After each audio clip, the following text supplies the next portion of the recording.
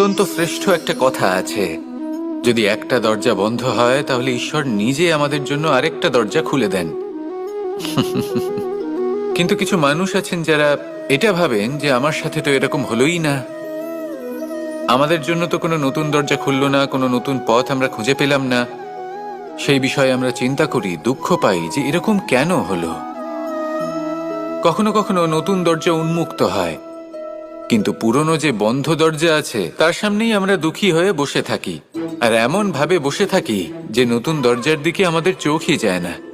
কখনো কখনো ঈশ্বর জেনে শুনেই আমাদের জন্য নতুন দরজা, নতুন পথ উন্মুক্ত করেন না, কারণ তিনি চান যে আমরা যেন পরিশ্রম করি, কর্ম করি, নিজেকে আরো বেশি শ্রেষ্ঠ করে তুলি, সক্ষম হই, আর নিজের পথ আমরা নিজেই খুঁজে নিই।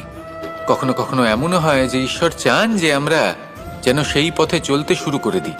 ভবিষ্যতে গিয়ে ঈশ্বর আমাদের সবকিছুই প্রদান করেন।